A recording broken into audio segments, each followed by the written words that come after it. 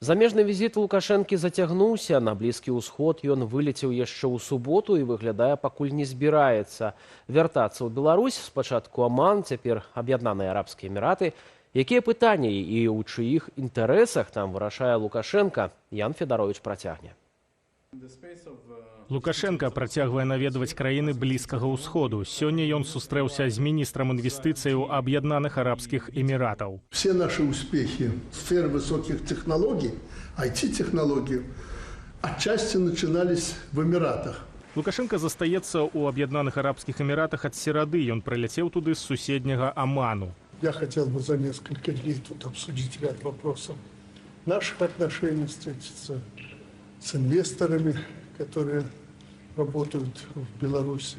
На кадрах сённяшняй сустрэчы, акрамя Лукашэнкі, заўважны ягоны старэйшы сын Віктор. Тыя кампаніі арабскія, які ўваходзяць з эміратаў на беларускі рынок, могуць кантралявацца сям'ёй Лукашенка. Фактычна гэта рэінвеставанне скрадзеных сродкаў ад беларусаў у эканоміку Беларусі, калі мы ў адзін дзень можам праснуцца і зразумець, што фактычна ўсе гэтыя інвестыцыі з Аб'яднаных Эміратаў гэта інвестыцыі сям'і Лукашэнкі.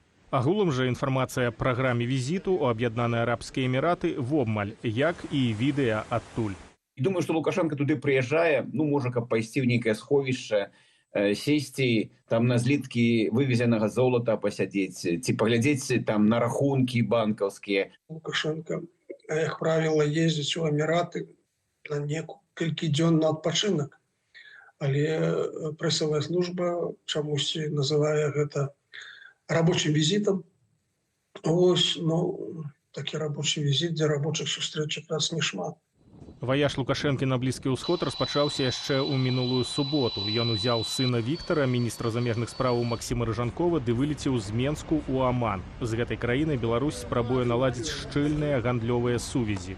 Хутчэй за ўсё, гэты візіт быў звязаны з прыватнымі інтарэсамі сям'і Лукашэнкі, звязанымі з рэалізацыяй пасярэднічскіх схемаў, якія забяспечаць перапродаж беларускіх тавараў на рынках трэціх краін, пры тым, што дэльта ад гэтага перапродажу будзе заставацца ў кішэнях сям'і Лукашэнкі. Пакуль таваразварот з Аманам выглядае зусім невялікім. Сёлета ён складае каля 5 мільёнаў долараў. У Амане няма нават пастаяннай беларускай дыпламатычнай прысутнасці. Каля 5 мільёнаў гандлёвы абарот, гэта такі мізар, што ў гэтую краіну нават ехаць не варта.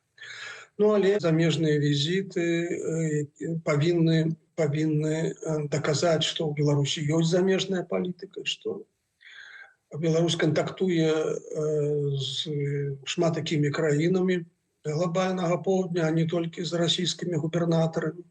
Адметна, што працяглы візіт на Блізкі ўсход праходзіць на фоне перадвыбарчай кампаніі ў Беларусі. У аўторак Цэнтр выбаркам прыняў дакументы на рэгістрацыю Лукашэнкі ў якасці кандыдата на так званых выбарах. Сам працэс галасавання распачнецца крыху больш, чым праз месяц.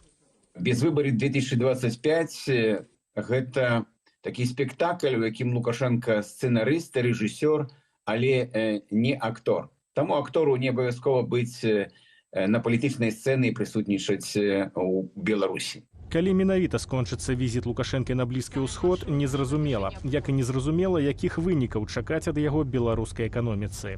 Ян Федарович, Белсат.